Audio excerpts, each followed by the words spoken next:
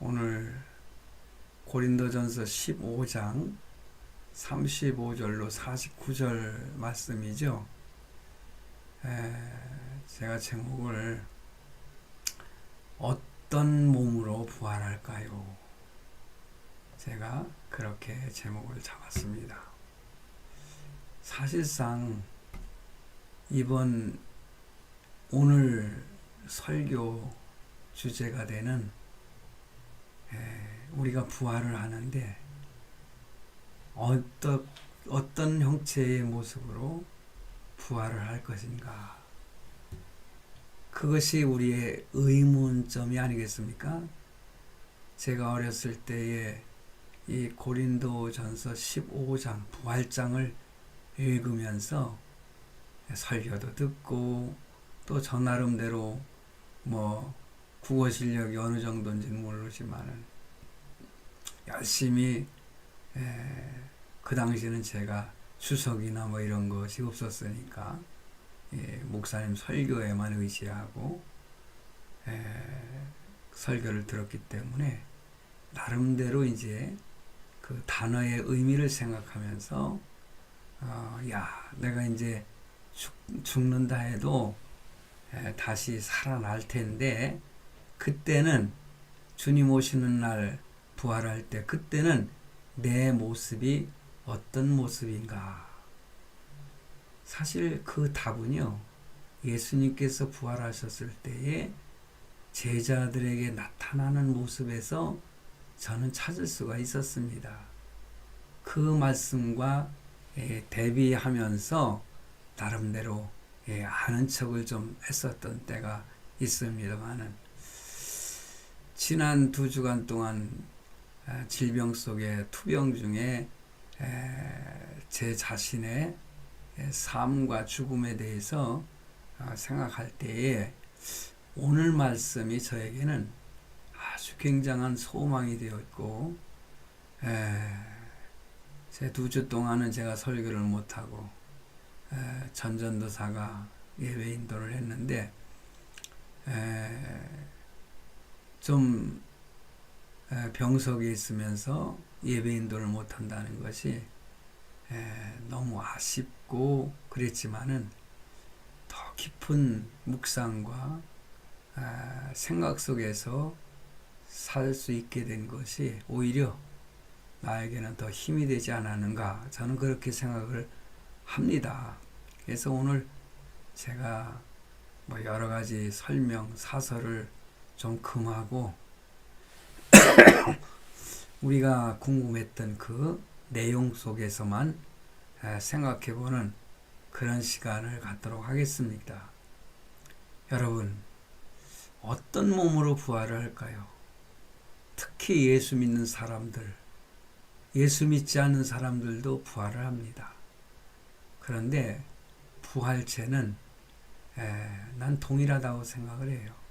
불신자도 동일하게 형체로 부활을 해가지고 육신을 가진 부활체로 부활을 해서 그들은 하나님 예수 그리스도 심판장이 되시는 그리스도의 그 심판을 받아서 영원한 지옥에로 빠질 수밖에 없고 들어갈 수밖에 없고, 우리는 정말 하나님께서 더 사랑하셔서 영원한 천국으로 우리를 인도하셔서 영원한 천국에서 영원토록 살 수 있게 된다는 것은 그 어떤 것으로도 표현할 수 없는 너무 감격스러운 사실이 아닐 수가 없습니다. 자, 그렇다면 먼저 생각할 것은 우리가 어떤 몸으로 부활을 할까요? 본문 35절 초두에 보니까는 누가 묻기를, 사도 바울에게 물어본 것 같아요. 죽은 자들이 어떻게 다시 살며 어떠한 몸으로 오느냐 하리니, 사실 지난 시간까지 어떻게 다시 살며 라는 말씀은 우리가 많이 생각을 해봤고, 그렇다면 어떠한 몸으로 오느냐 하리니 바로 이 두 가지 질문에 대한 사도 바울의 답변을 통해서 우리는 부활한 몸의 그 나의 몸이 어떤 모습일까에 대한 몇 가지를 깨달을 수 있다. 그렇게 생각을 합니다. 그러니까는 죽은 자들이 어떻게 다시 사느냐, 그런 질문에 대해서 사도 바울은 간단히 대답을 또 본문에서 하고 있어요. 36절에 보니까는 어리석은 자여 너의 뿌리는 씨가 죽지 않으면 살아나지 못하겠고, 사실 한 알의 밀알이 땅에 떨어져 죽지 아니하면 한 알 그대로 있다고 그랬잖아요. 죽으면 많은 열매를 맺느니라. 예수님께서 자신의 죽음에 대해서 말씀하시면서 그런 말씀도 하셨지 않습니까? 그러니까는 씨가 죽으면서 새싹이 돋는 것처럼 이 자연 만물을 봐도 부활에 대한 사례가 너무나 많기 때문에 더 이상 말할 가치가 없다는 것입니다. 그러면서 37절에서 49절까지 우리의 부활한 몸이 어떤 몸이 될 것인가에 대한 교훈이 있습니다. 그게 뭘까요? 부활한 몸의 형체는 다르다는 거죠. 그래서 37절 42절까지의 말씀은 부활한 몸의 형체가 다르고 또 부활한 몸의 영광도 다를 것이다. 이렇게 말씀을 하시고 있습니다. 여러분, 믿기만 하면 똑같이 구원을 받는다고 해서 구원받은 사람들이 천국에서 똑같은 형체를 하지는 않을 것이다 라는 말씀을 오늘 본문에서 깨닫게 되는 거죠. 천국에서도 구원받은 사람들마다 다 다른 형체를 가질 것이라고 하는 말씀이 오늘 본문에 나와 있습니다. 그러니 우리가 더 많은 생각을 하게 되지 않습니까? 어떤 사람이 어떤 다른 형체를 가질 수 있고 또 다른 형체는 또 어떤 것을 말하는가? 이 땅에서 가졌던 형체와 전혀 다른 형체가 되는 것은 아니지만 이 땅에서의 아주 그 형체를 기반으로 삼아서 천국에서는 새로운 부활체가 주어질 것이라는 거죠. 가끔 사람들은 묻습니다. 그렇다면 천국에서는 몇 살로 부활하느냐? 너무너무 난해한 질문이죠. 만약에 죽는 그 순간의 모습으로 부활한다면 아기 때 죽은 사람은 아기의 부활체로 부활해서 영원히 아기로 살고 90세가 넘은 상태에서 죽은 사람은 요즘에 100세를 넘긴 제가 존경하는 박사님도 계시죠. 그분은 아직도 살아계신데 그분은 그렇다면은 그 죽을 때의 모습으로 영원히 천국에서도 노인으로 살아야 될 것인가?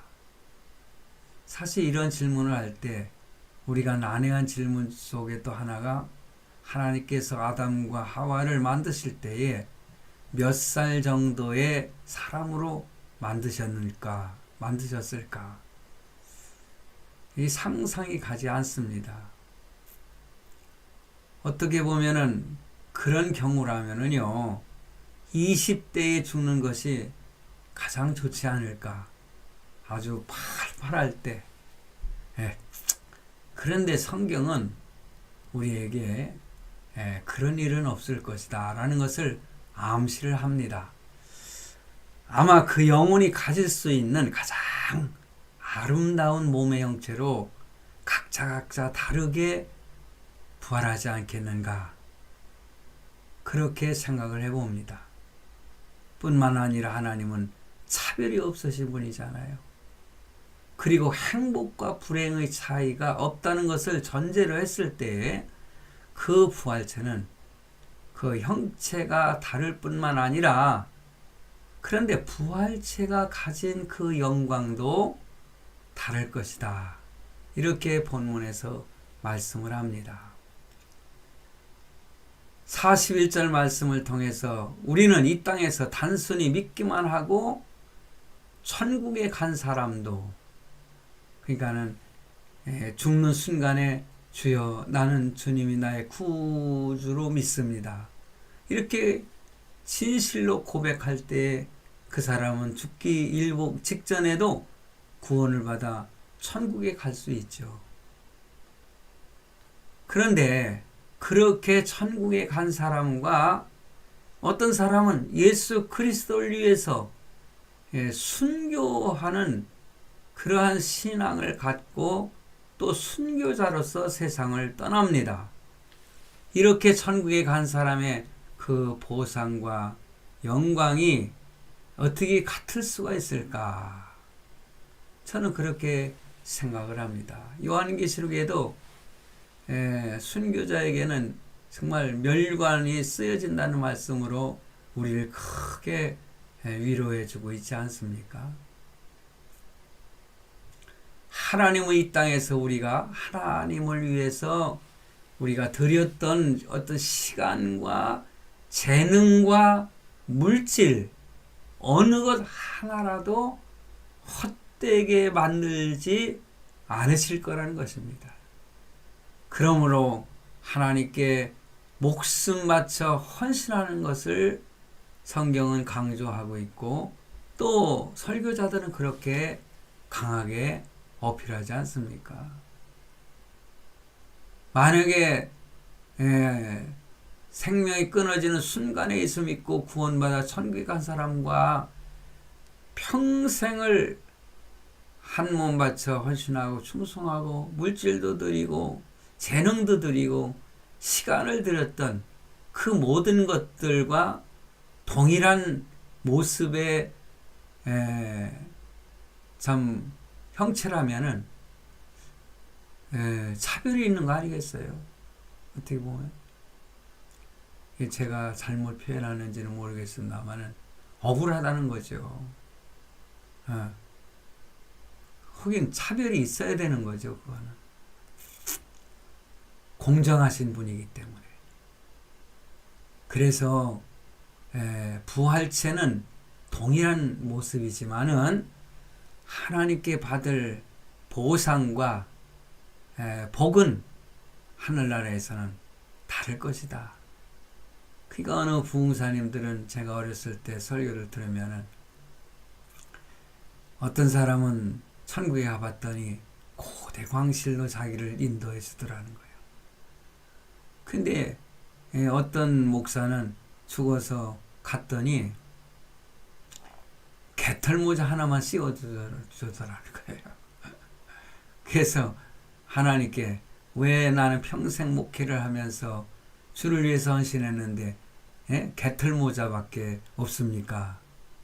그게 내가 한 그것들의 답이니라 뭐 이렇게 말을 하면서 많은 청중들을 웃기는 그러한 설교도 저는 들어봤습니다. 그래요.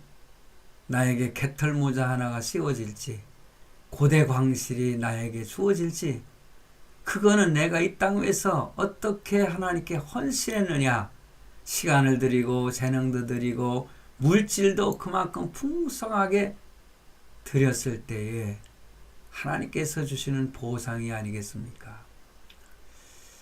지난 주간에 가까이는 그 김두석 박사라고 참 언약 신약의 그 마지막 어떤 그 보루라고 할 수 있는 그 박사님께서 세상을 떠났어요. 제가 학교 다닐 때는 몰랐는데 그분이 저의 정신 동기였던 것 같아요. 그래서 우리 그 노회에서도 노회장으로 장례식을 치루었습니다. 근데 우리 79회 동창들도 거기에 많이 참여를 했다는 게 저야 몸이 아파서 움직일 수 없었기 때문에 가보지도 못했지만, 그리고 엊그젠가요, 송대관 씨도 그도 집사였더구만요. 근데 그도 별세를 했습니다. 천국에 갔습니다. 주변 사람들이 나이 먹고 병들다 보니까는 이렇게 한둘 떠나는 것을 보면서, 제가 그제 신촌 세브란스 병원에서 중입자 치료를 받기 위해서 준비하는 과정에 그 시술이 있었습니다. 거의 수술이더라고요. 정말 좀 덜, 그러니까 뭐라고 할까요? 몸은 주사 놓는 거, 그것이 좀 부족했는지 아주 통증이 심하더라고요. 그냥 마취가 좀 덜 됐다는 거죠. 근데 나중에 알고 보니까는요, 제 큰 누님의 큰 아들놈이 내가 그 시술 받던 그 신촌 세브란스 병원에서 뇌 수술을 받았더라고요. 전혀 몰랐어요. 내가 처음 예수 믿고 교회에 나갈 때에 그놈을 등에 들쳐업고 개구리 잡으러 가다가 여름에 어린이들의 그 합창 소리가 들려서 개구리 잡는 것도 잊어버리고, 그 노래소리 나는 곳으로 그 조카 놈을 등에 업고 제가 갔는데, 그게 저 시골 아산 둔포 그 감리교회의 여름 성경학교였어요. 그러니 그 조카놈도 나하고 똑같이 교회에 참가하게 된 거죠. 그 뒤에 나는 걔가 예수 믿는 줄을 잘 몰랐어요. 근데 나중에 보니까는 청주에 있는 어느 그 후배 목사님의 교회에 그 안수 집사 받는다고 연락이 왔더라고요. 그게 제가 너무너무 기뻐서 참여를 했더니 그 목사님이 나보고 올라오라고 하시면서 함께 안수합시다. 그래서 그가 이제 나와 함께 예배당에 참석을 했고 안수 집사가 돼가지고 제가 그 안수도 직접 그 목사님하고 함께 할 수 있어서 참 고마웠는데, 그 친구가 쓰러졌었다는 거예요. 그 큰아들 놈이 결혼식을 얼마 전에 했을 때 제가 갔었거든요. 근데 아픈 척을 안 했어요. 근데 또 쓰러져가지고 응급실로 옮겼다가 그 수술을 받게 됐다. 그 소리 듣고, 하필이면 같은 날 나 시술 받고 그놈은 뇌 수술을 5시간 정도를 받았다고 하는데, 아직 악성인지 그냥 그 뭐라고 해야 하나요? 그냥 그 암이 아닌 것인지 일주일 후에 그 조직 검사가 나와야 치료를 한다는데, 이렇게 주변 사람들이 세상을 떠나면서 그런 모습들을 보면서, 하나님은 나는 언제 데려가시려고 하시는가, 그런 생각도 하게 되더라고요. 그래서 어제 그 소식을 들었는데, 그 조카 아들, 그 조카 놈을 위해서 제가 계속 기도하고 있습니다. 하나님께서 그를 붙들어 주시기를 간절히 기도하고 있는데 하나님이 지켜주실 것을 믿습니다. 자, 말씀으로 들어가서요. 우리의 부활한 몸은 어떤 몸이 될까? 신령한 몸이 된다는 것입니다. 42절과 44절 말씀에 보니 부활한 몸의 특성이 나타나 있어요.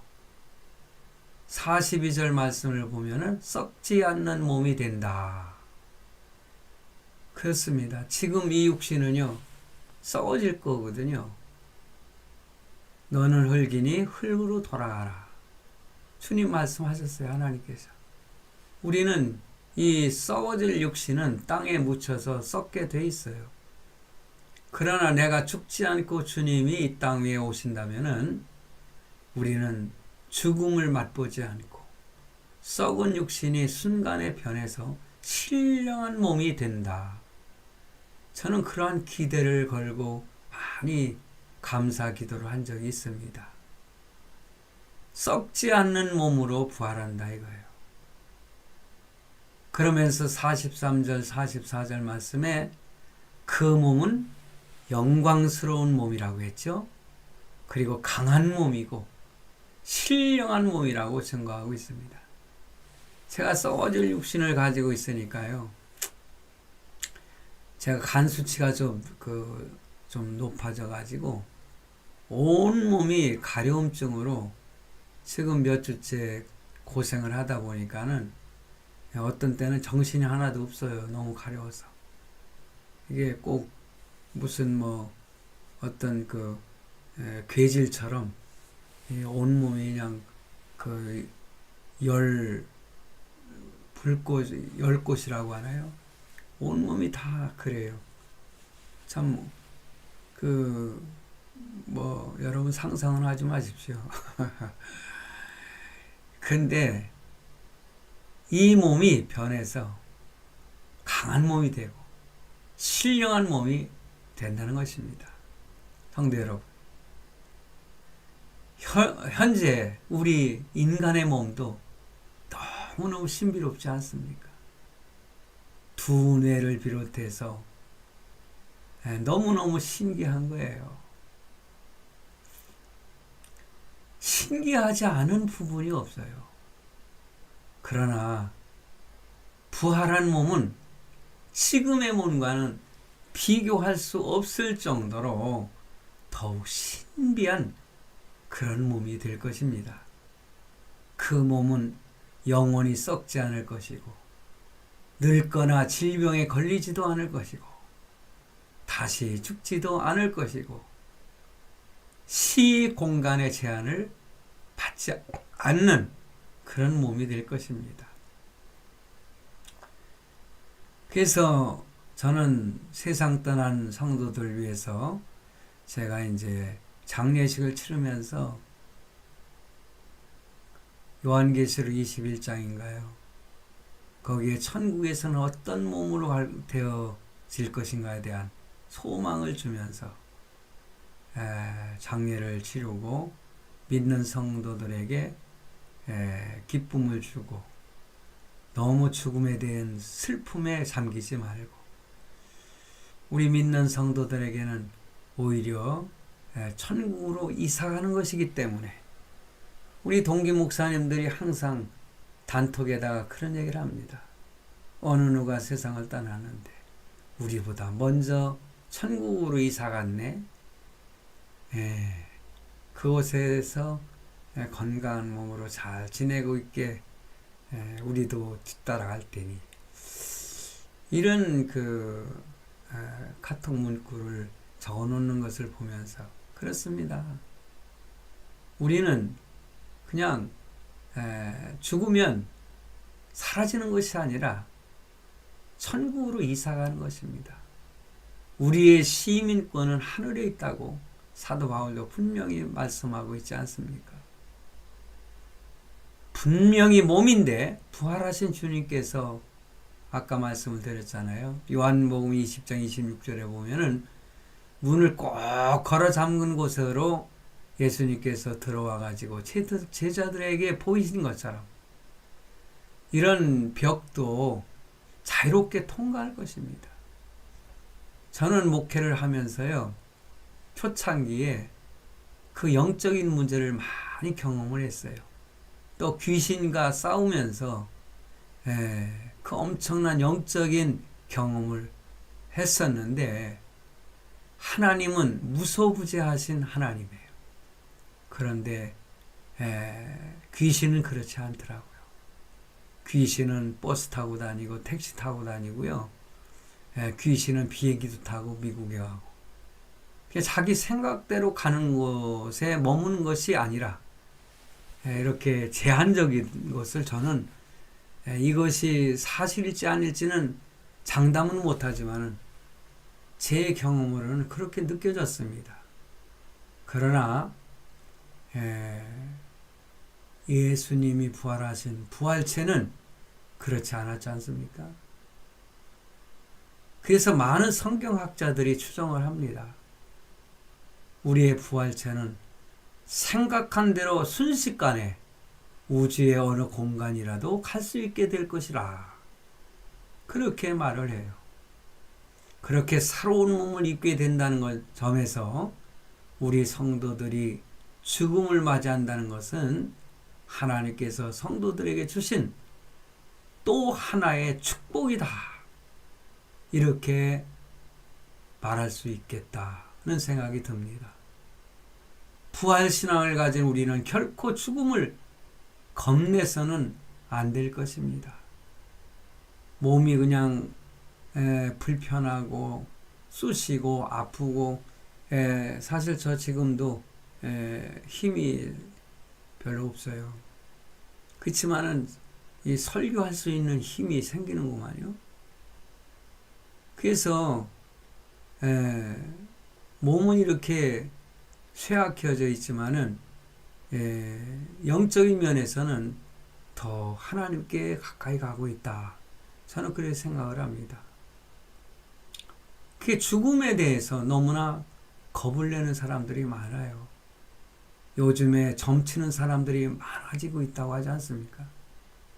얼마 전에는 국회 청문회에 여자무당까지 나와서 증언을 하지 않나, 별짓들을 다 하고 있습니다. 여러분, 왜 사람들이 점을 칠까요? 별이 몇 개씩 달려있는 장성들, 옛날 같으면 장수 아닙니까? 이런 놈들이 여자무당에게 찾아가서 이번 일에 뭐 참여를 하면은 괜찮을 건지 안 괜찮을 건지 뭐 그런 소소한 것까지도 점쳤다는 그런 내용을 보면서 참, 별이 몇 개면 뭐하냐, 똥별들.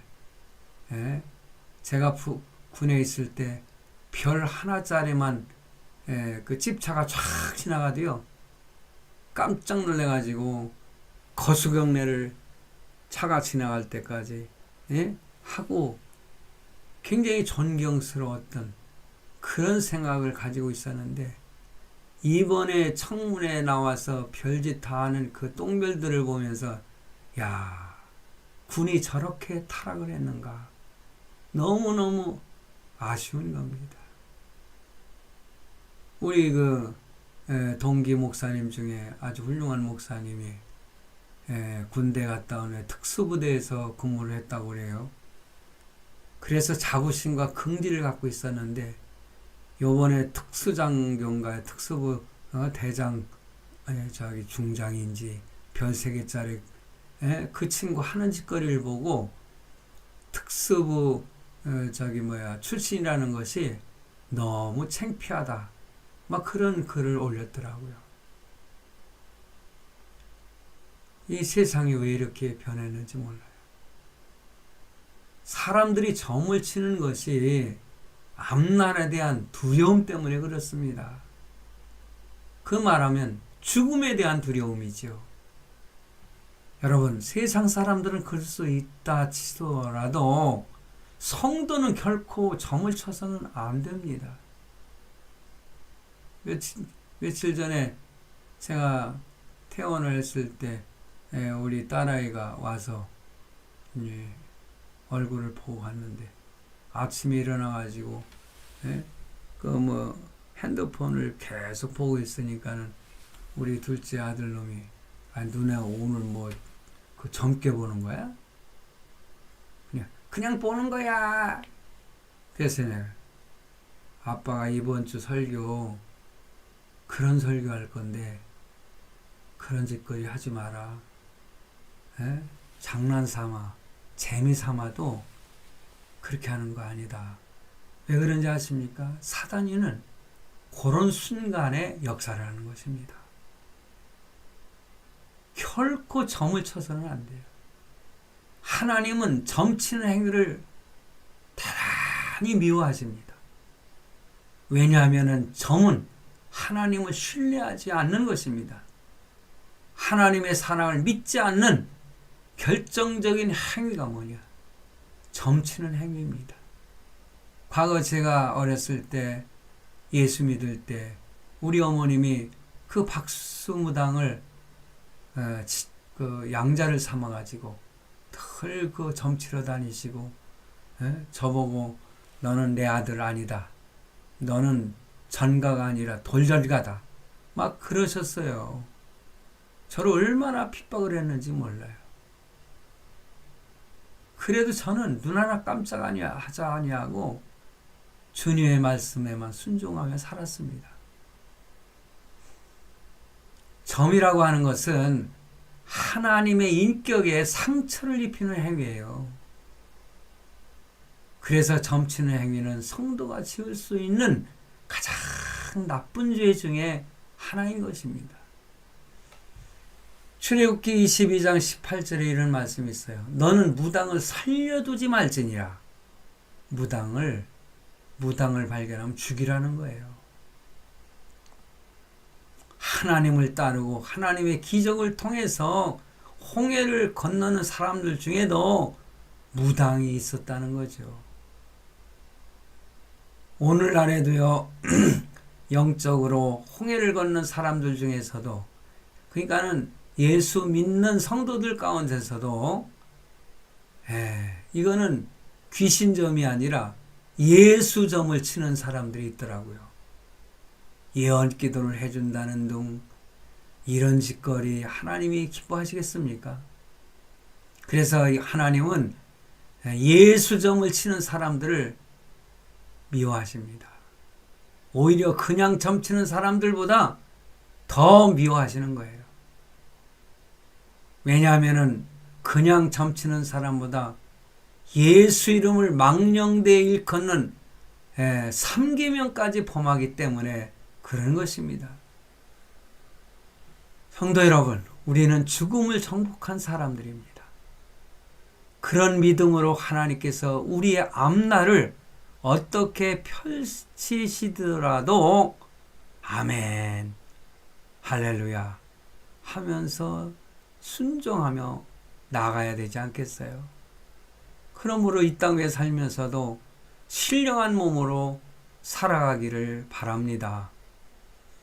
성도는 부활하면 신령한 몸으로 살게 될 것이죠. 그러나 그렇게 되기 전에 지금 현재의 몸으로 신령하게 살아감으로 인해서 앞으로의 부활을 준비하는 모습도 얼마나 아름다운 모습이 되겠습니까? 본문 45절로 49절 말씀은 첫 아담과 마지막 아담이신 예수 그리스도를 비교하면서 첫 사람 아담에게서 그 아담에게 속하여 있는 땅에 속한 그런 자로 살지 말고 하늘에 속한 자로 살아야 한다는 것을 강조하고 있습니다.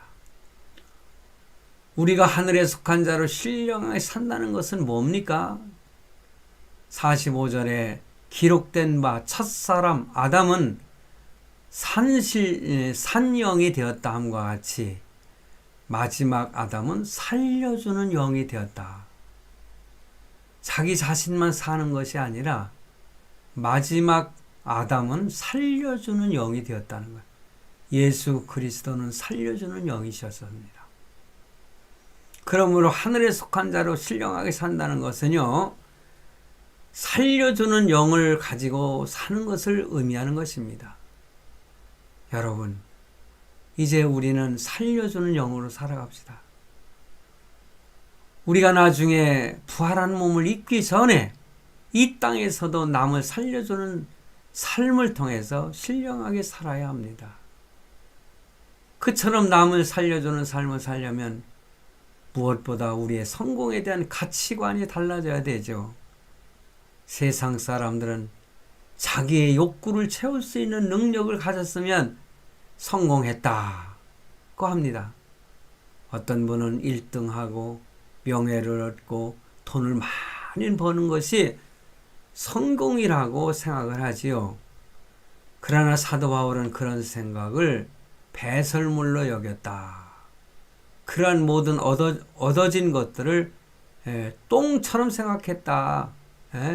그겁니다. 그렇지만 그는 대단히 가장 성공한 사람이 되었지 않습니까? 결국 믿는 사람들에게 있어 성공은 하나님 사랑과 이웃 사랑으로 요약될 수가 있죠. 자기의 나은 삶뿐만이 아니라 타인의 나은 삶을 위해서도 기여하는 사람,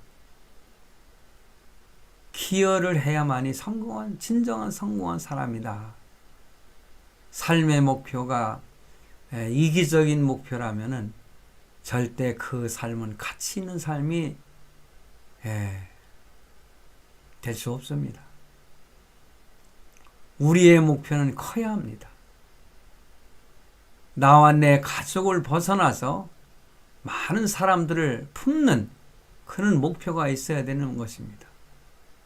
많은 사람들에게 도움이 안 되는 목표는 무익한 것이에요. 성도 여러분, 무익한 것은 목표를 이루어도 실패나 마찬가지입니다. 제가 지난번 그 신촌 세브란스 병원에서 수술 받고 왔다고 했지 않습니까? 그때에 우리 아들이 그러더라고요. 아빠, 저에게는 한 가지 목표가 더 생겼습니다. 그게 뭐냐? 아까 이제 그 병원을 여기저기 왔다 갔다 이제 내 심부름도 하고 뭐 이렇게 하면서 돌아다니다가 같은 안병동이니까요. 어떤 그 모녀가 막 까부러치게 소리를 내면서 울고 있더라는 거예요. 그래서 가서 알아보니까는 자기의 남편, 그러니까 자기의 아버지가 췌장암에 걸렸다는 거예요. 근데 그것을 치료할 수 있는 방법은 제가 지금 준비하고 받으려고 하는 중입자 방사선 치료밖에 없다는 것을 알고 그냥 까무러치게 울더라는 거예요. 엄마 우리 어떻게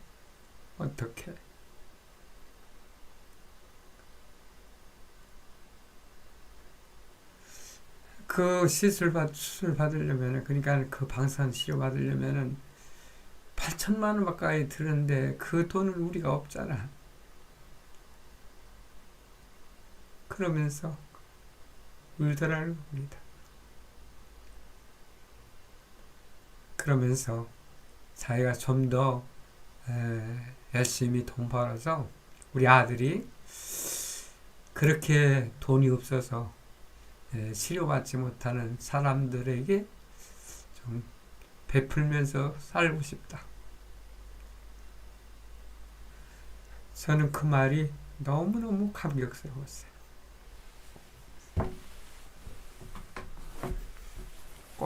그러기를 바란다.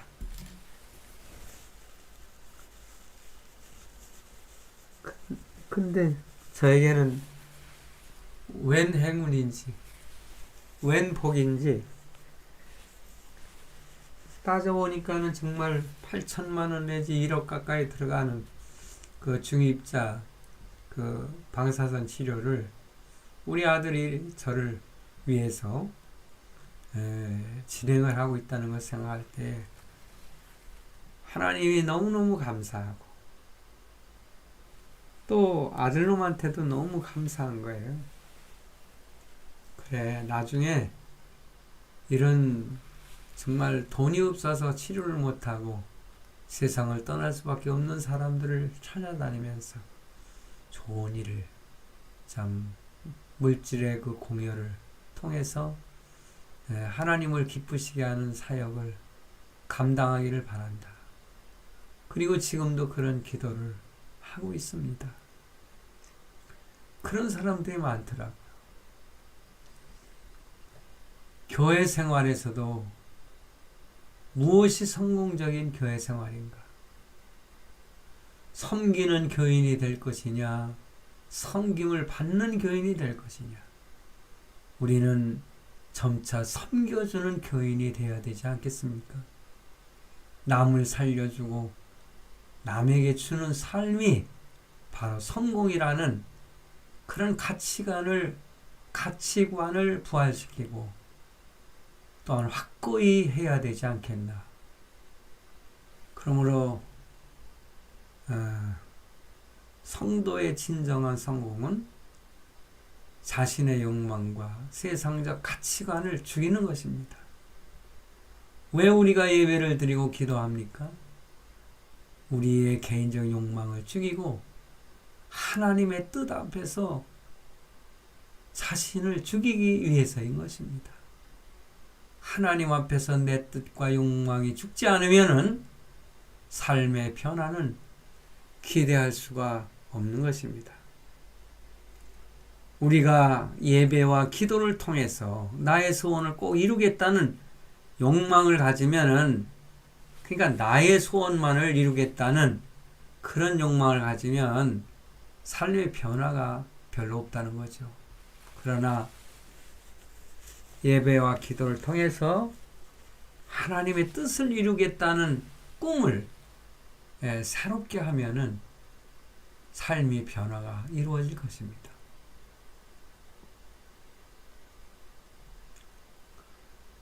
성도 여러분, 얼마 후에는 우리도 죽게 되죠.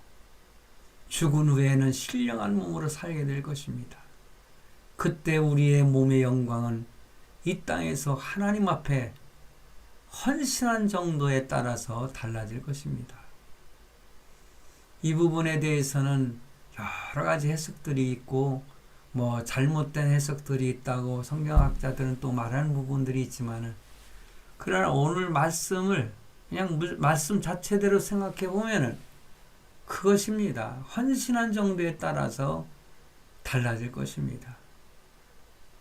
그런 영광스러운 삶을 지향하면서 우리는 이 땅에서도 신령한 삶을 살아야 되는 의무가 우리 성도들에게도 있다.